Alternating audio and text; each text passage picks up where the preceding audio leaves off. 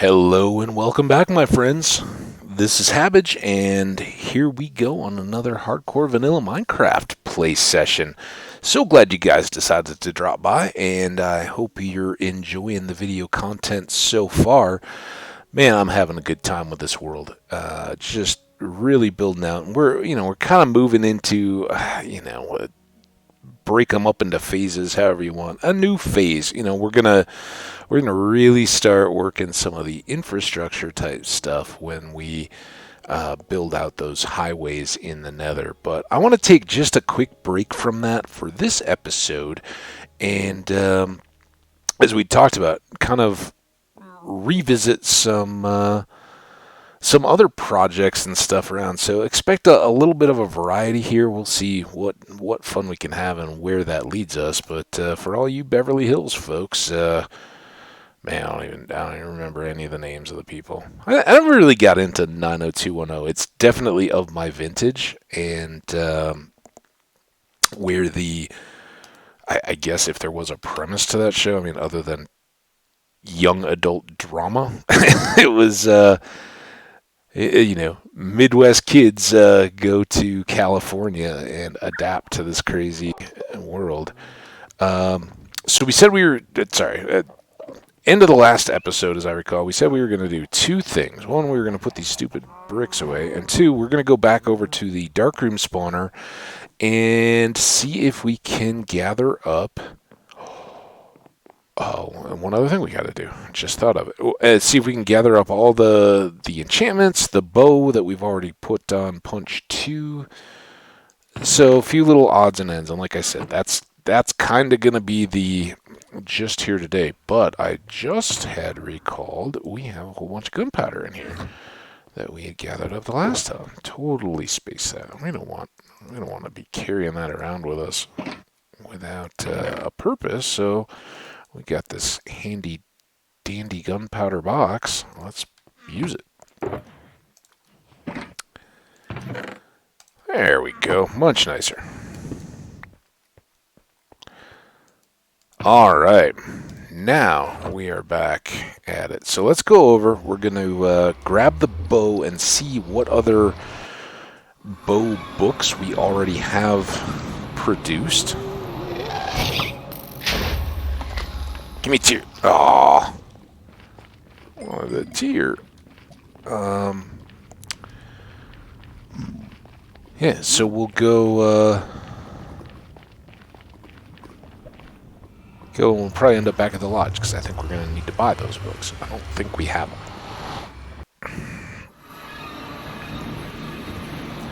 And then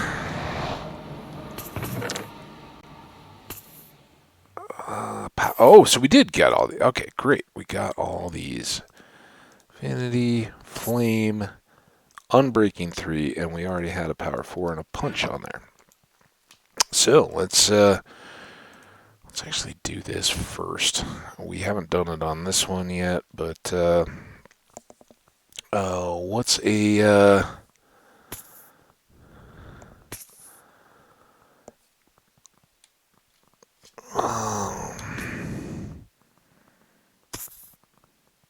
This is going to be the third one, so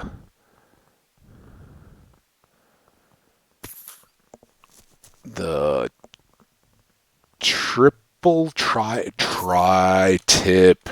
Oh, the tri-tip.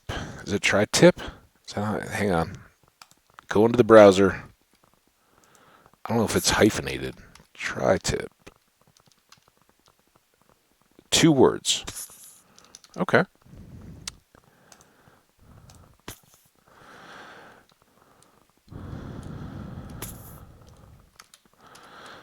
The tri-tip twang.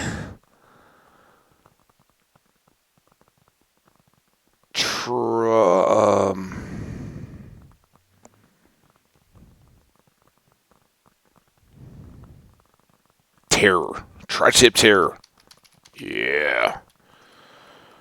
Boom. Alright, I want to get that one before it got super expensive, right? Because we always do that backwards, and then it's just very ridiculously expensive. Not too bad. Tritip Terror will be our third, and we still have this this one. I don't know how many levels we have left, and what it would cost to eat. Oh wow! All right.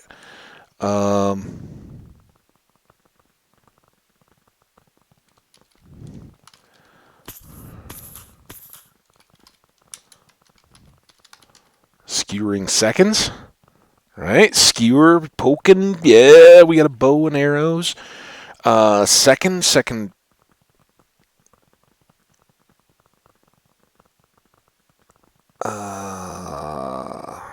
that really what we want to do? Second, so that sounds too much like skewering second course?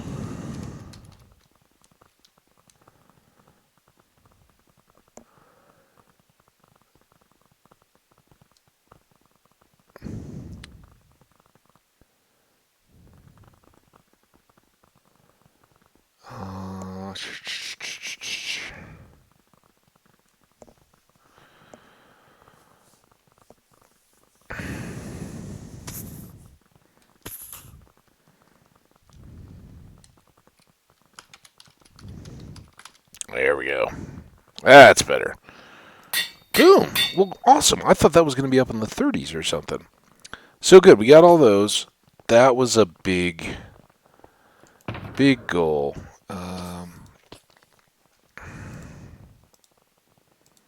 Getting kind of full here. I think...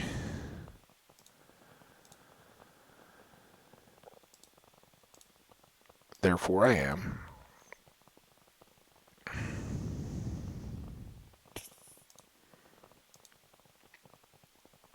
I don't think that we need to carry all this stuff with us all the time.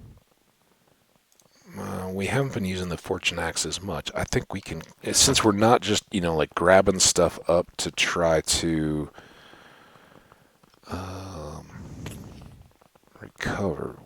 Oh, yay! We got a cactus! Woohoo! That's not quite as efficient as our oh, that's why we'd move this. Okay, I haven't looked in here in a long time. We still got a Woodland Explorer map. Got a lot more books or picks to load up with netherite too. But again, we got two. We got all our other tools done. I'm not. While we'll want to, certainly, we just did that. We're gonna take a little break. All right, so that gets this chest a bit less jammed up with stuff, which is nice. And I think our inventory is pretty well set. I don't exactly want to sleep here. Oh, this is the smite sword is the one that has the flame aspect on it. And since we're going to be kind of overworld, I think we want to keep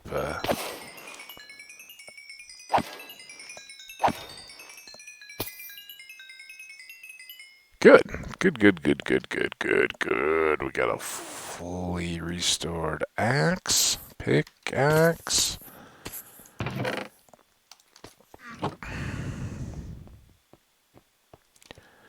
Go over here and take care of the glass. Kind of overkill, I know, but... Alright, so what's kind of first on our deal?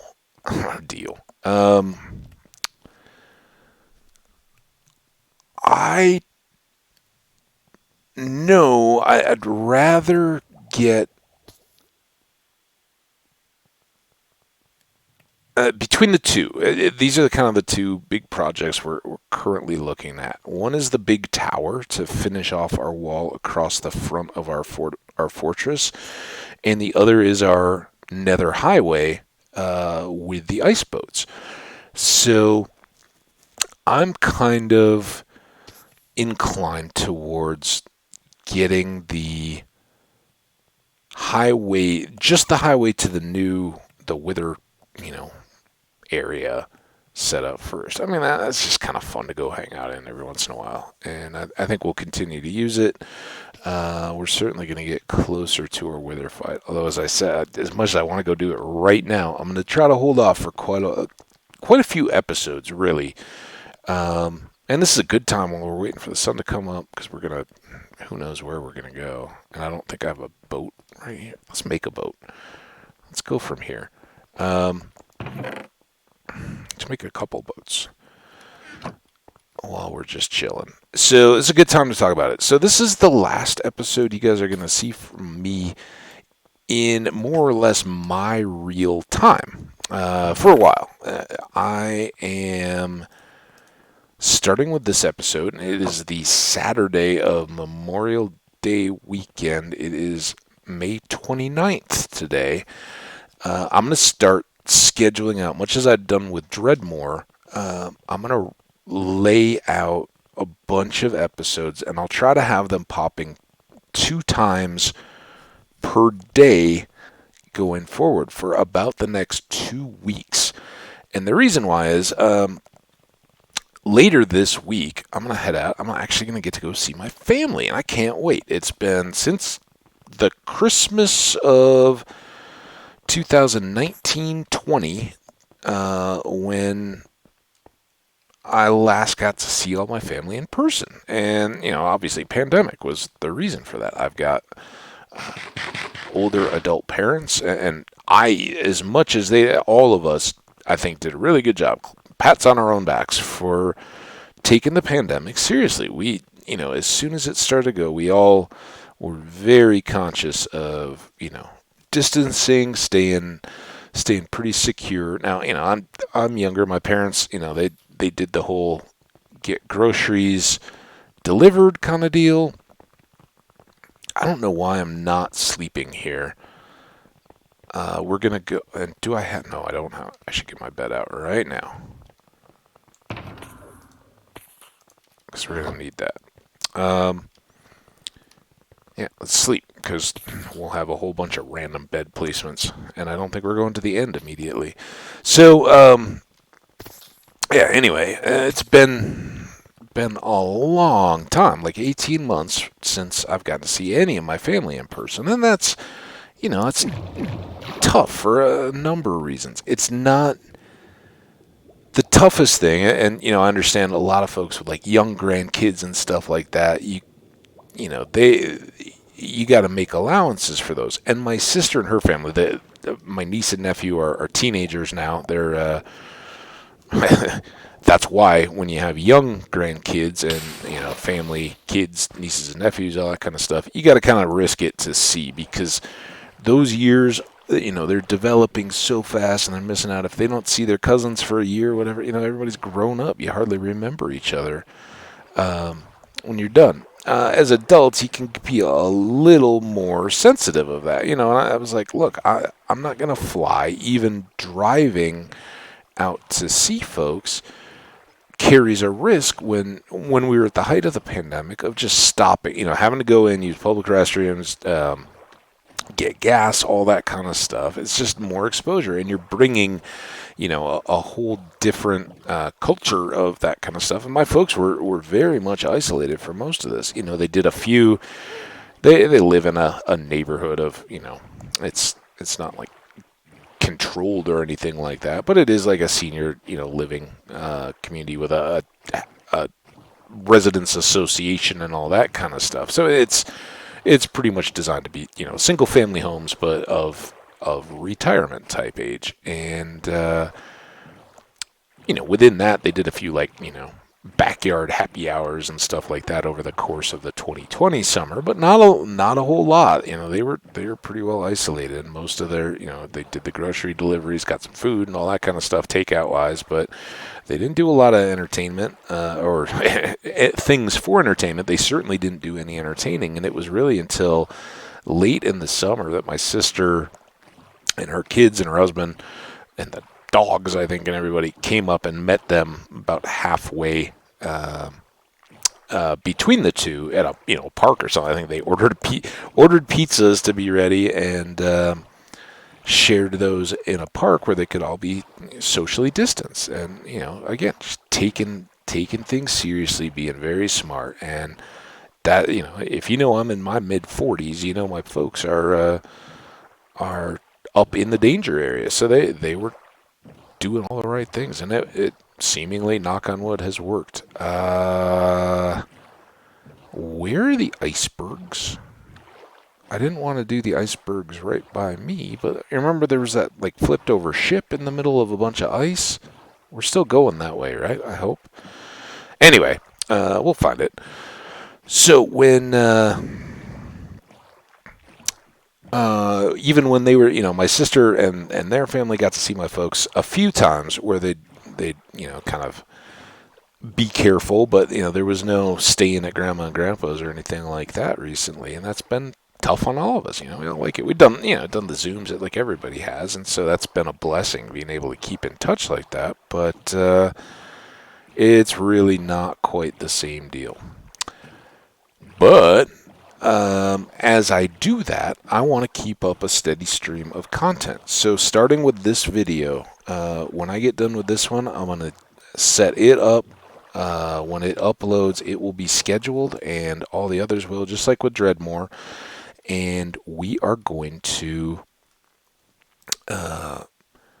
have a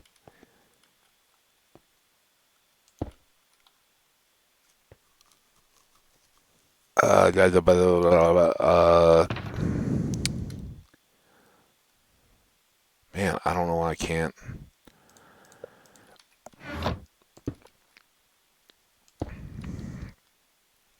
Process what I'm trying to say.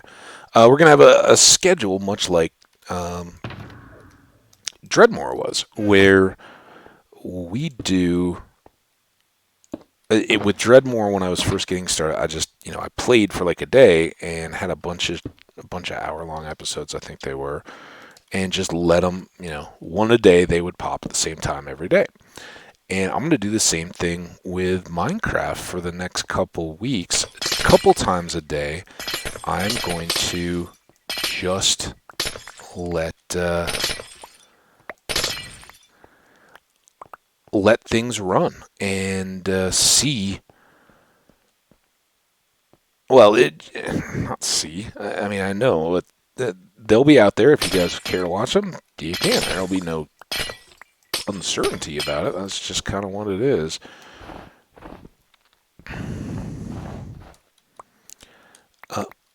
And as we do that, I will be first, just recording more, right? I'm gonna, try to keep up my kind of multiple video days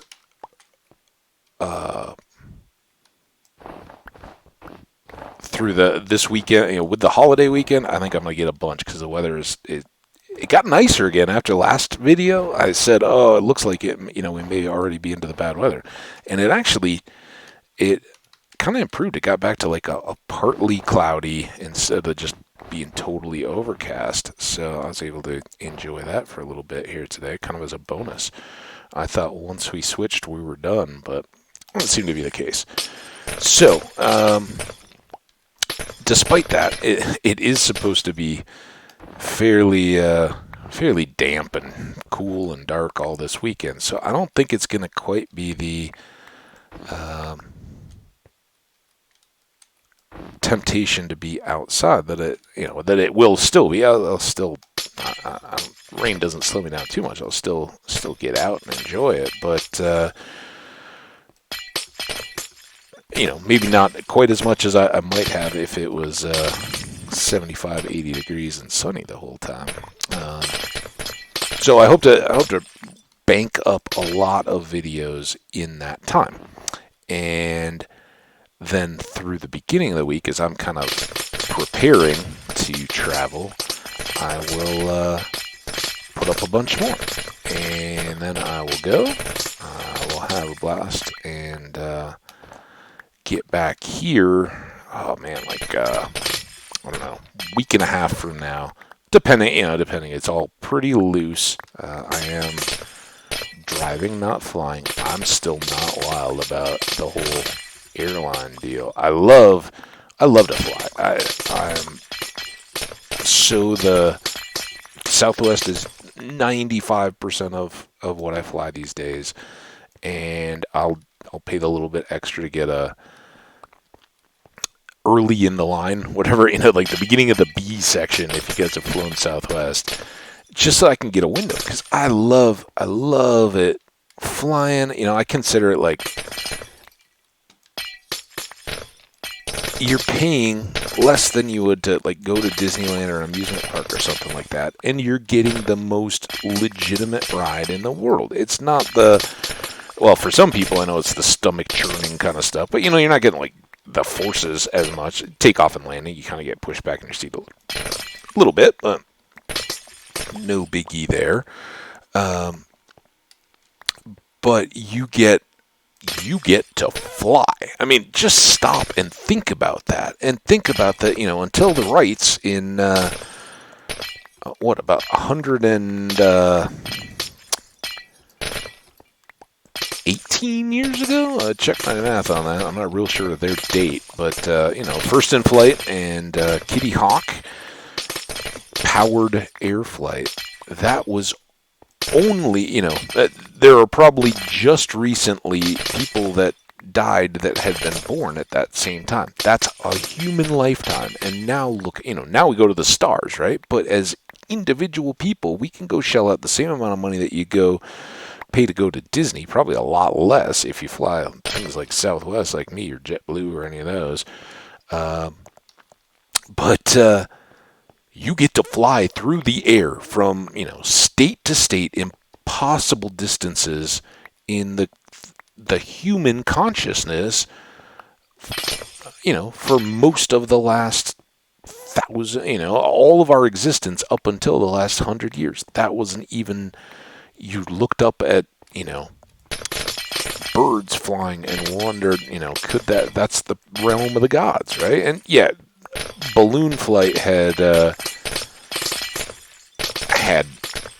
made inroads by that point, and gliders, and fairly quickly that was kind of the beginning of the age of all this rapid acceleration of the rate of change in the world. But it is undeniable that when you get to climb into an airplane and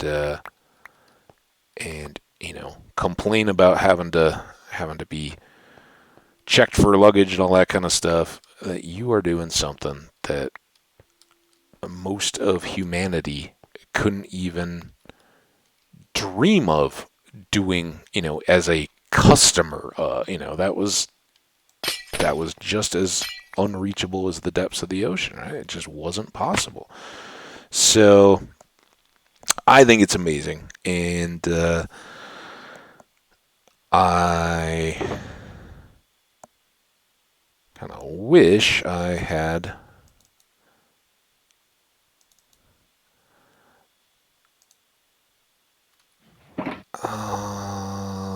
sorry, I'm wondering here.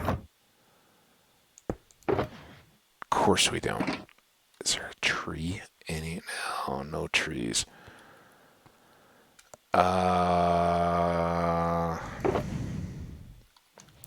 Let's start here. If we start filling up, we may have to just go for a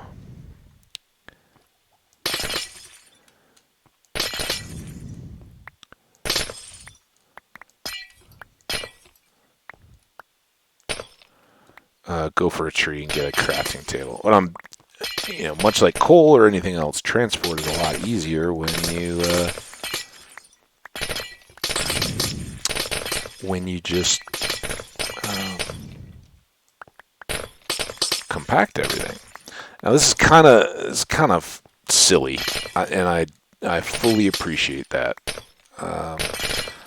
We're basically taking down the first of these icebergs that we came to.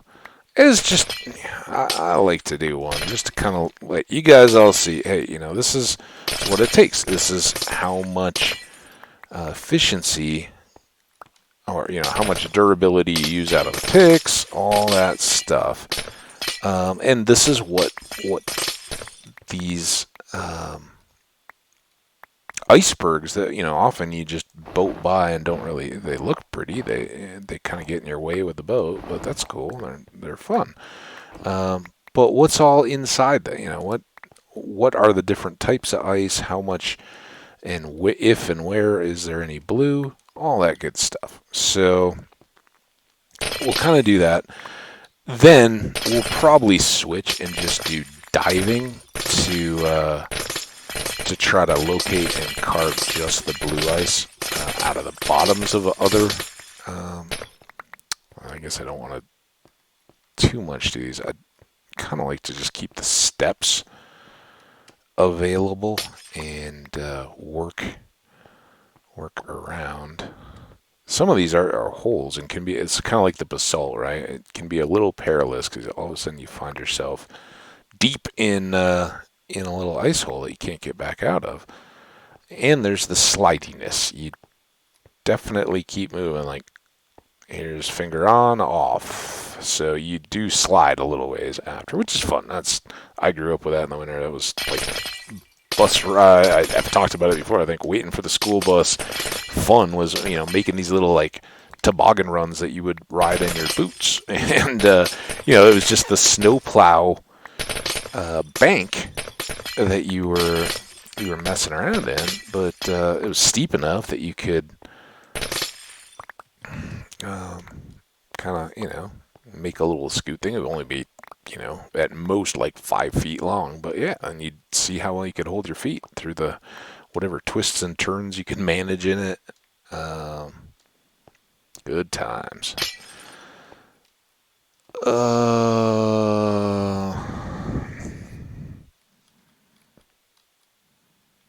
I think we're good to just kind of cut off from here. But again, holes, right? That's just what we were talking about. Not some of them go all the way through, all the way down to water, and then you gotta, not that it's deadly or anything, you gotta pick your way back out again. Early game, you could take some fall damage. Again, just it's kind of like netherrack. It breaks so fast, it's kind of cathartic to go through here and break a bunch of ice, right? Ooh.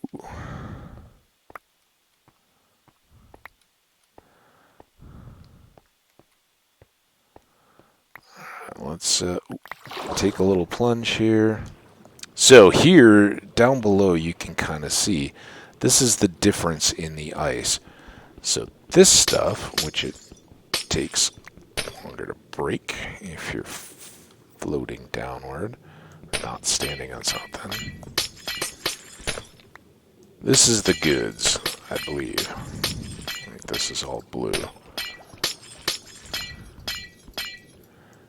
And getting it is direct is much better than getting the packed ice.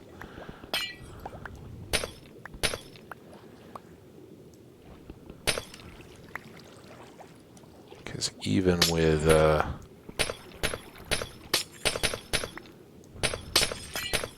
sitting like we are, you get through. So a lot of what we'll do will just be going around the underneath of icebergs and kind of mining them like you would for diamonds. Just cruise back and forth through. Just have a little air hole there. That's kind of one of the unintended oops, but really what we were trying to do was gather up the the ice around us. So that's why I thought at some point we'll probably need to or want to go get a piece of wood to make a crafting table. Just so that we can compact all the regular ice, the packed ice, compacted into blue. But that's too big a deal. So blue ice. Is that all we got? All packed. Okay. We started that in the brown. So we can fill up shulkers pretty quick here, but filling them up with the blue ice is a different matter. Where did we have to go for wood? Let's go. Now it's gonna be night. We'll get a little bit wild here.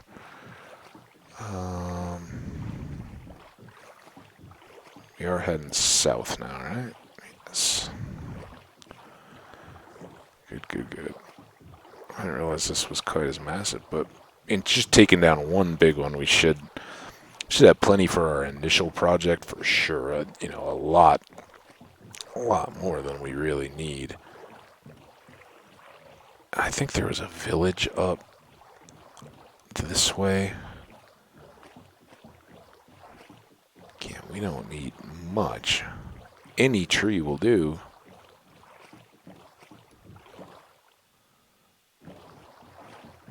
There's the village. Does the village have any trees with it? That was the one with kind of like a cool bay over on the other side of it, I think. Alright, there's some grass. Oh, come on. We talked a lot about ice. We kind of got distracted there. So, yeah, I think the next couple weeks will be interesting, but I will be increasingly talking to you from the past. If you guys are watching these at all currently, it's kind of a reverse, because usually I throw these up and then just hope people are going to discover them over longer periods of time.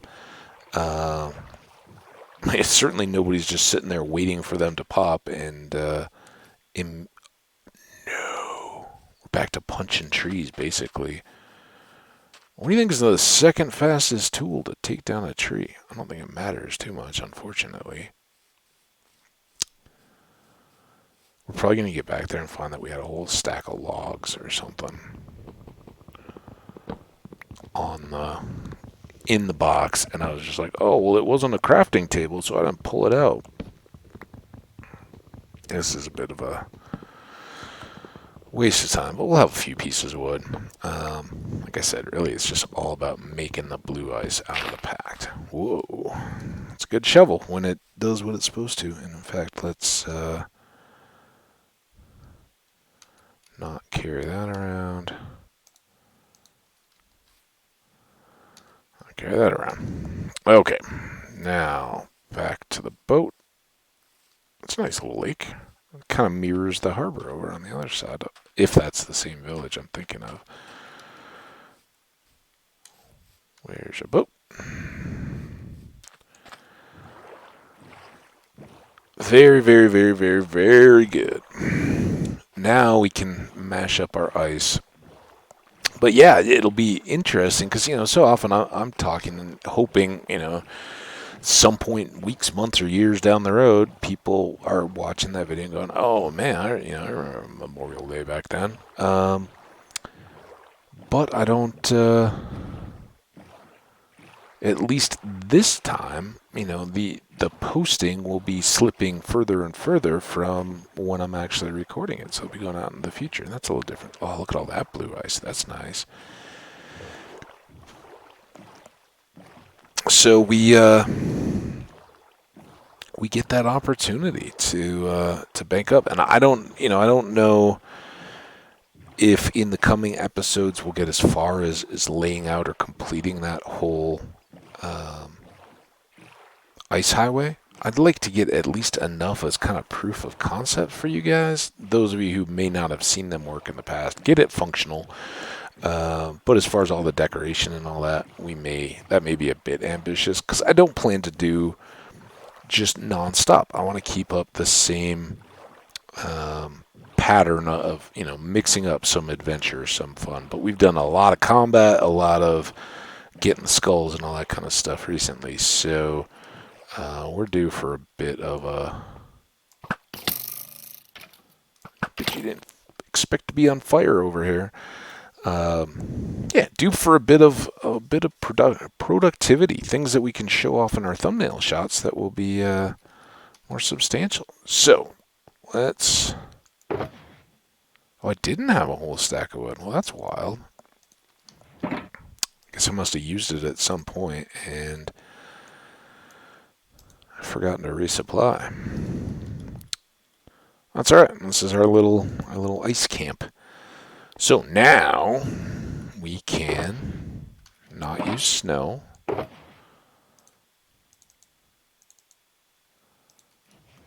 Packed ice becomes blue ice. It is full, just like coal, same ratio to go. But that does allow us to gather a whole bunch more when we're using our shulkers. And fortunately, ice is pretty abrasive on the tools, if we want to call it that. But it's not terribly so. Okay, those are independent.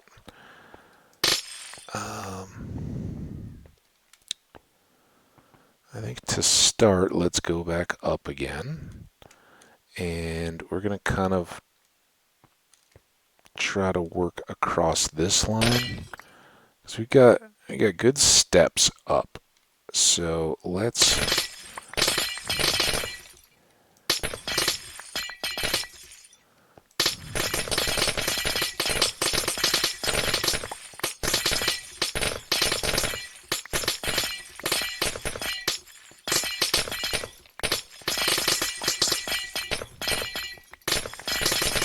take down the top here. So what else?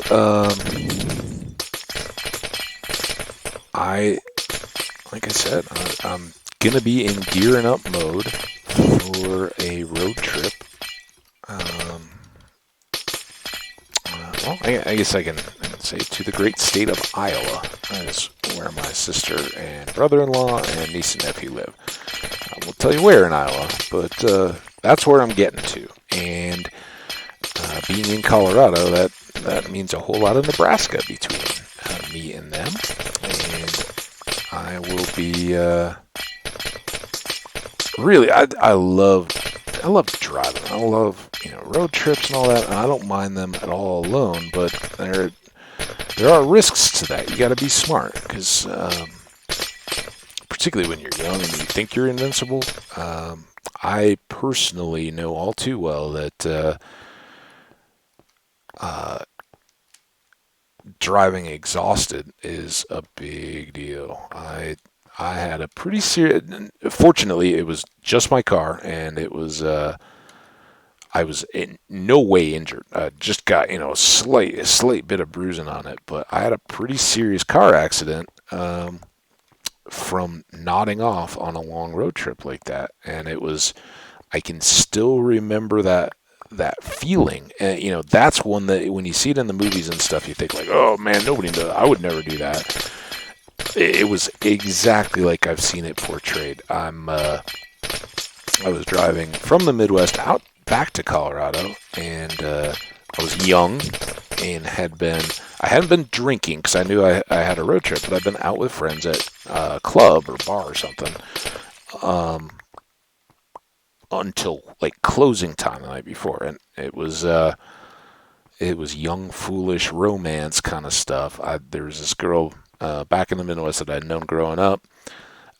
We kind of started exploring a thing. We'd done some traveling together, and we were catching up back in the Midwest. And so, it was one of those savor every moment kind of deals. It was nothing. We were with a big group and all that, but I was like, oh man, I don't want to leave. Let's keep hanging out. So we went until close, and at think since I wasn't drinking because I was going to be driving the next day, I drove everybody home. So by the time I got back to my folks at that time where I was staying, it was probably 3 in the morning, if that. And then of course I'm like, oh, well, I got to get an early jump on this drive back. I'll make it and go all the way. So I still remember a lot. I remember most of these drives, as you guys may sense. I love seeing the country and nature and all that kind of stuff. And I remember that morning as I'm heading out, and the sun was rising. There were low cloud, kind of like a thin low cloud layer, and it was just like somebody had thrown a worn cotton blanket over the whole sky, and the light was poking through at all these various spots, and it's just beautiful. And so then fast forward like 7-8 hours in the drive, and I'm getting to the western edge of Nebraska, and I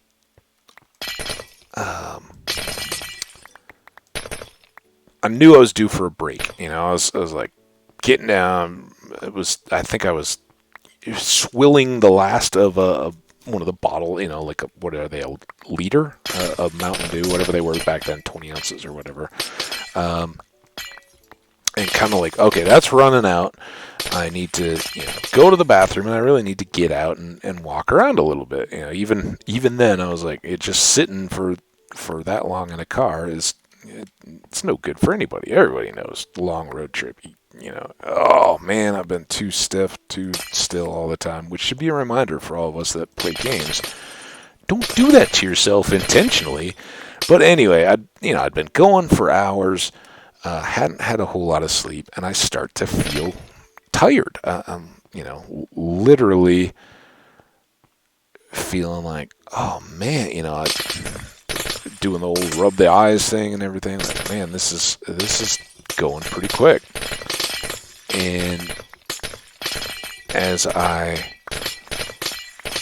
saw that, I was like, there was a sign on the highway that said something like detour ahead, last gas or whatever. And I was like, okay, well, I should check the gas gauge and everything. I was like, okay, well, if there's going to be this detour, I should make it to this next stop and get gas, and that'll be about perfect. I'll take a nice long break there. It kind of, it was over halfway, but my, kind of like midpoint longer break, get out, walk around, park the car, maybe see if there's something out there to eat that's not just pure garbage, even as a kid, not. And when I say that, I mean like, not stuff out of the gas station, and ideally not, even back then, not just straight up drive-through fast food. I kind of like being out in the country like that, where you may find like a little mom and pop restaurant that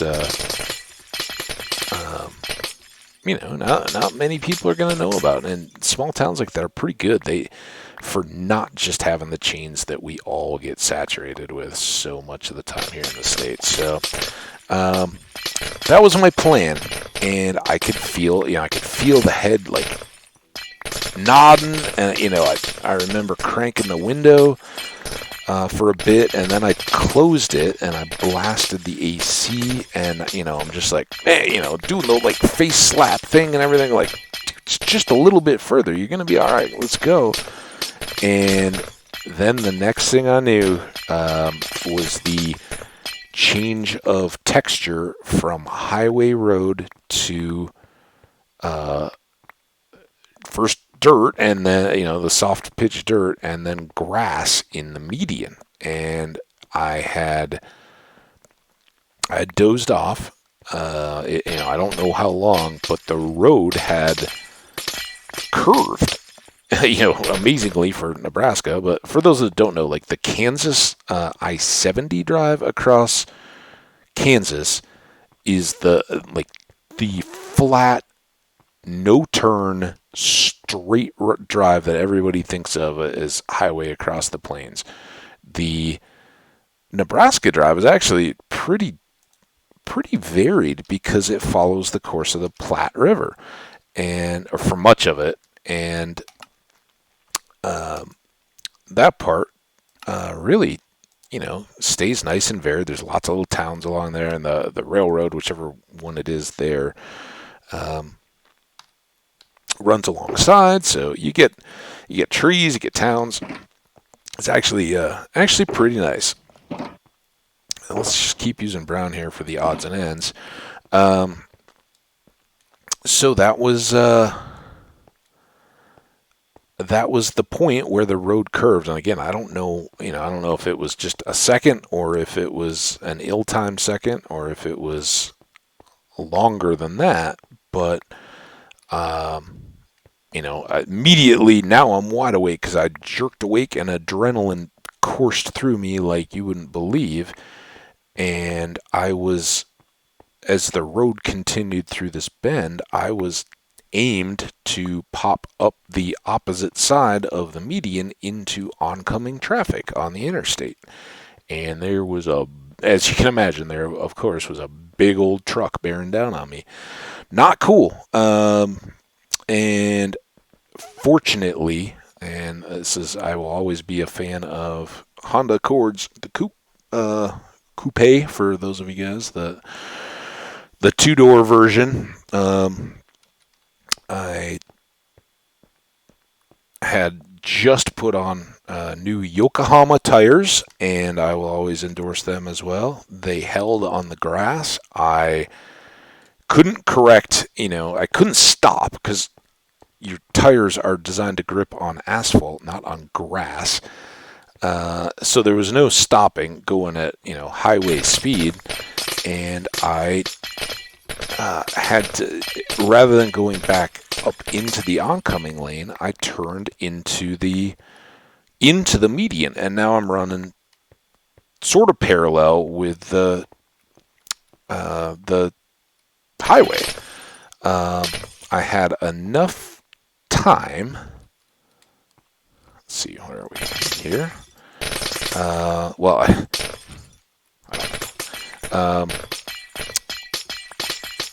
I had just enough to, kind of haul over on the wheel and give a little bit of gas to get grip back. And I've driven on snow and ice all my adult life. That I kind of knew, there's no traction in this grass. I need to get some gas to get traction back. So I kind of regained control, gave a little gas to make it through the turn between the two directions of travel, which are both two lane, interstate out in the middle of nowhere. So two lanes, wide shoulders, and kind of a depressed 20 yards or something between them, and that's a big dip. So having not come into the oncoming traffic or crossed the highway, I had spun back and was now going the same direction I had been, but in the kind of the depression. And as I did that, my car fishtailed all the way around, so now I'm going backwards between the lanes of traffic. But I've stopped skidding, and I'm just rolling, and I'm letting no gas or anything. I can't drop it back into reverse. It was a manual, so I guess I could have just fried the engine, but I was going way too fast to do anything like that. So I just kind of like in the slowed down speed of a car type crash, I kind of realized, all right, well, I'm going backwards, but I'm between the lanes, and I'm not swerving. Rather than try to yank on the wheel or jam on the brakes or anything on this grass, I'll just let it burn some speed and kind of brake slowly. And I was in the process of doing that, and I'm just kind of rolling like, I'm alive. Wow. Okay, this is good. What do I do next? And I'm kind of looking at the direction of travel that I had been out my driver's side window. This is the state, so on out my left-hand window because I'm sitting on the left side. And I'm like, all right, somehow I made it. I hope my tires and all that are all right. I hope I haven't blown any. And as I'm looking, and the car is steadily losing speed, everything's all good. And then all of a sudden, I start seeing guardrail going by my shoulder, and I had enough time to sit there and go, well, that's weird. Out in the middle of nowhere, they don't do guardrails on the interstate. It's just big open grass. You're worse off if you hit a guardrail than if you just go off the road. Spin out. You still may roll your vehicle if it's going, it catches a hard bump or tries to turn or something like that. But it's no worse off than hitting a guardrail at 75, whatever it is, miles per hour that you're traveling there. So I see this guardrail go on, and I just watch it start, and I'm like, why is there a guardrail there? They only put guardrails up if they're gonna, whoa, and then everything shifts, and all I can see is blue. And I had found one of the few places where I've been back since. I know where it happened, where a irrigation canal or side channel of the Platte rejoins the main channel of the Platte River, crossing under the highway. And there was just a little double bridge there with about a 25 foot drop into this river. And it's springtime, kind of probably a little earlier than now. And it was, the whole detour thing was that there had been either rains in addition to snowmelt or whatever, but it was all flooded. And I went off this berm backwards, so I never saw it coming, and I couldn't, I probably would have hurt myself more had I known, because my whole body would have tensed and everything.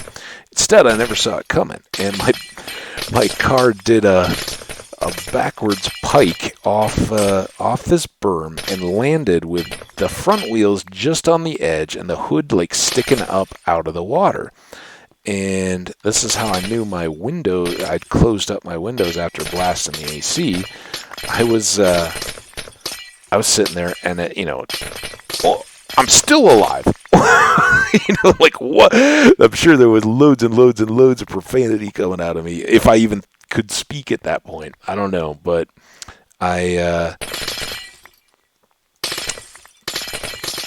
said, it's kind of like, okay, I'm alive. And I really had been incredibly lucky, because all the force, one went into the water. I'm sure the water helped a little bit. And sure, there was some impact of just landing, because the front all landed more or less on land. And it was the back of the car that splashed into the water.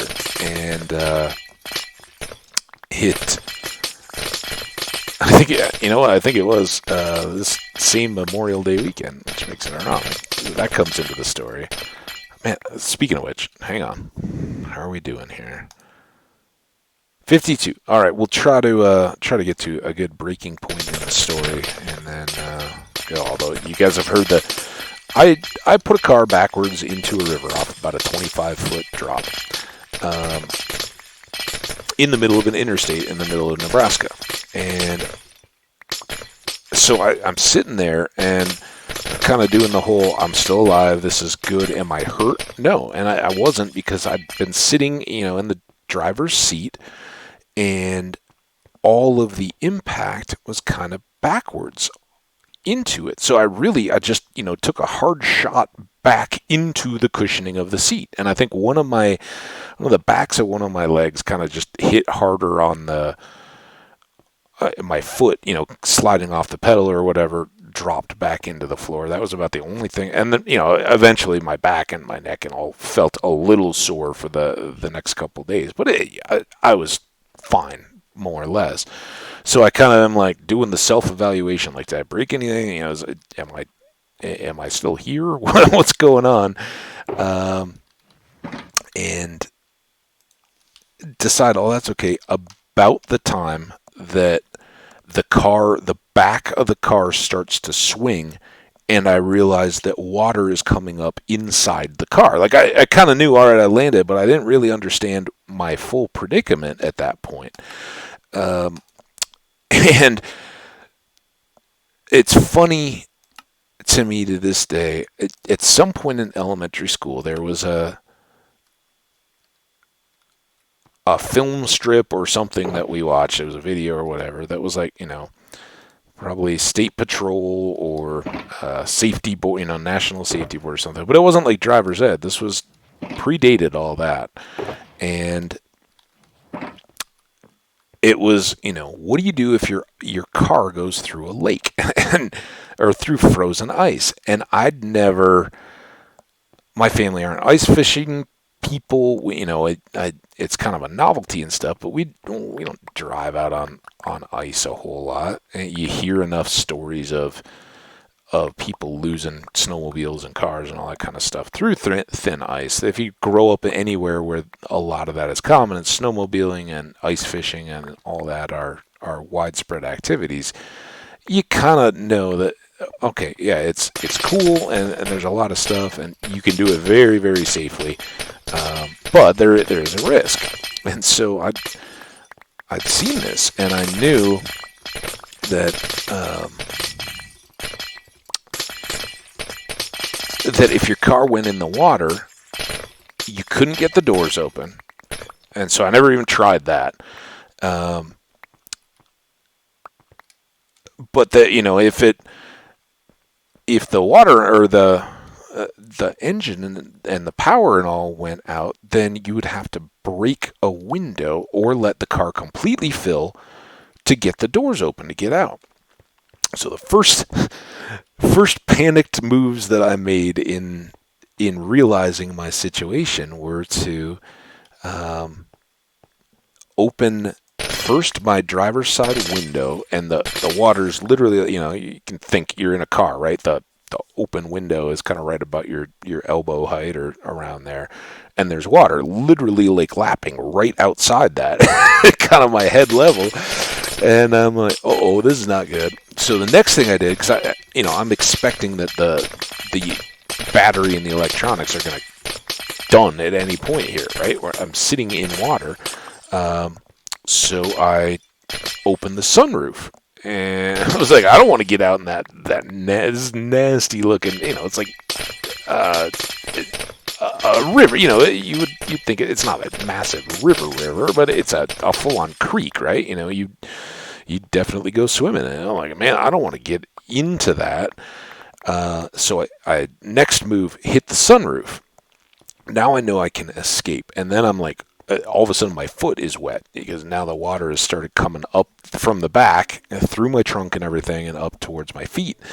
And I was like, oh no. So I grabbed like my backpack, everything that was on the kind of in the front passenger seat on the floor, pulled all that up into the seat, kind of made like the hasty, all right, I need this, these, cell phone charger, yanked all that out. I don't know if I had a laptop at that point or not. But it was like grab the essentials. I think I had my wallet out of my pocket because you don't want to sit on it the whole time that you're on a road trip. So all those kind of things, like get the emergency scramble bag and have it ready to go. Did all those things and got all clear, and then I took one last look and went up through the sunroof and got on the hood of the top of my car and walked down over the front windshield to the hood, which was then just secured in the at the front of this river. Took one big hop and leaped off onto the bank of this like stony berm outcrop thing. That was, I had a camera too. So yeah, it's all that kind of stuff that I was gathering up as I was going. So as I've done all that, which happened very quickly because I'm afraid my car is going to get pulled by the current. As soon as I felt that first shift, I was like, oh man, this car's going to get flipped over or pulled around by the current and washed out into the water, and then I could be in real trouble. So I didn't waste any time getting out, and that was just what you had to do, right? That's get out, get safe. And so by the time I'd done that, there is just this cloud of dust coming up over the top of me that I've kicked up in the last, I don't know how many yards it was that I was fishtailing and going backwards down the median. And then it was like something out of like Days of Thunder or something, right? There are just probably a dozen cars worth of people running from both sides of the road that literally thought I was dead. All like, oh man, what did we just see happen? Oh my God. And I can just remember the faces of these people like seeing me climb up and like, you're literally okay? And it was like, yeah, I can't believe it. I don't know what happened, but yeah, I'm all right. And one of the guys was like, all right, well, hey, I'm an off-duty something. I don't know if he was a cop or a fireman or whatever, but he said, I've already radioed this in. Help's on the way. And ambulance showed up, and I talked to the guy. I was like, and they're like, well, we can take you to get you checked out. We can't quite believe it, but and they hung out for a minute. They were awesome. They checked my blood pressure and everything, and just made sure I wasn't so concussed that I wasn't aware of it. But they did the whole look in the eyes thing and follow the pen or whatever, and they were like kind of like, well, we can't quite believe it, but you are, we're not going to fight with you or say that you're being crazy if you just say that you don't need to do that. You seem more or less good. So, somebody out there is looking out for me, and, that's awesome.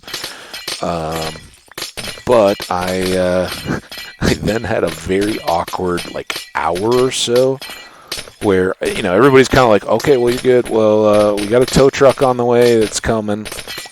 And I had this awkward hour or so when the tow guys had showed up, and everybody else is gone, and I'm more or less unhurt with one wet shoe on like an 85-degree Nebraska day.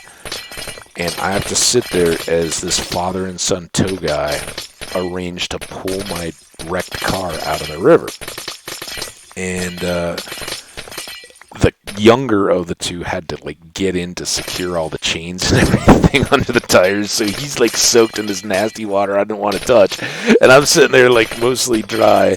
And then they had to give me a ride back to town because they've they're the only one. There's no like buses or taxis or anything. We're out. It wasn't terribly far from the next town or whatever. But I had to ride with them. This guy's like, dude, man, I'm so. And they were so nice. They let me ride between them on the bench seat of the tow truck cab all the way back.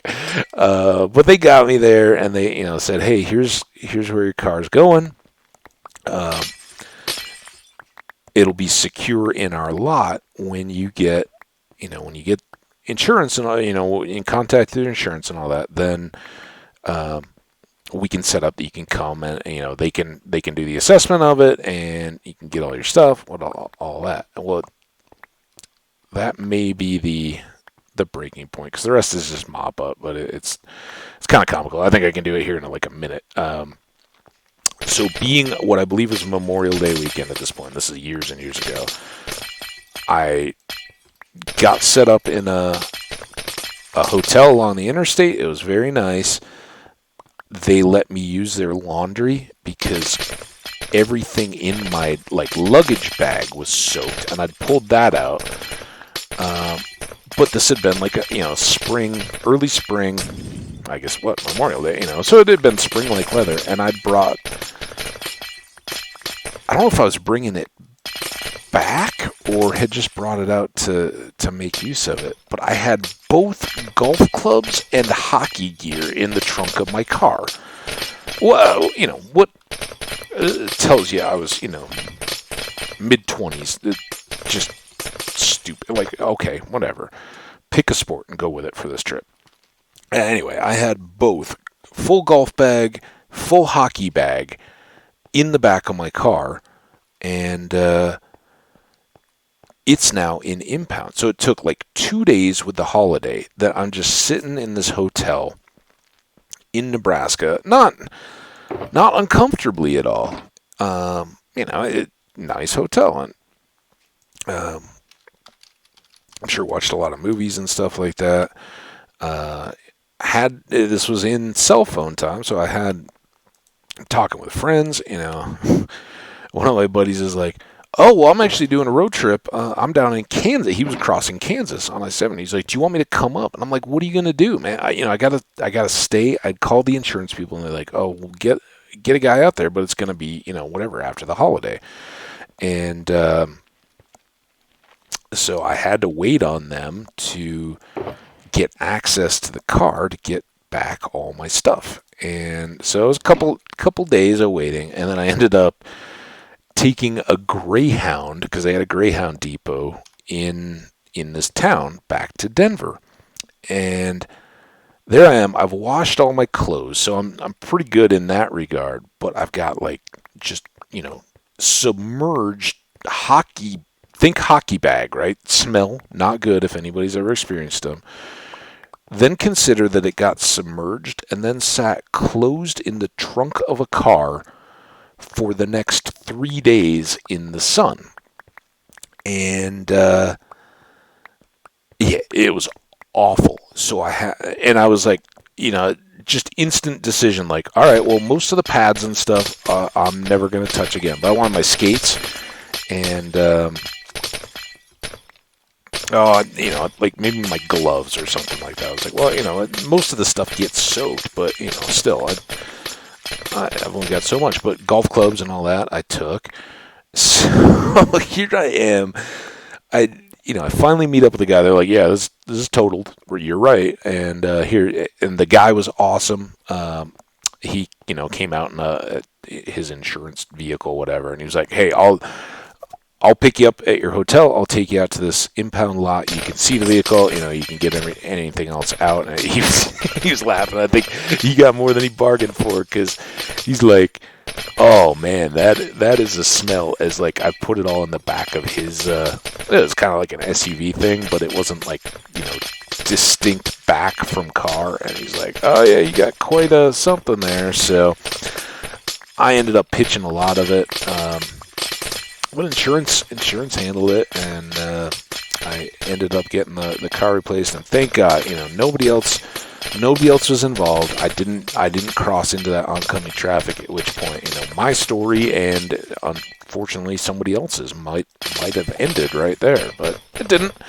And I walked away. I got a great story out of it, and I certainly think of it as I plan these. Ooh, look at that! A little snow. So I think it's our first snow in this Minecraft world.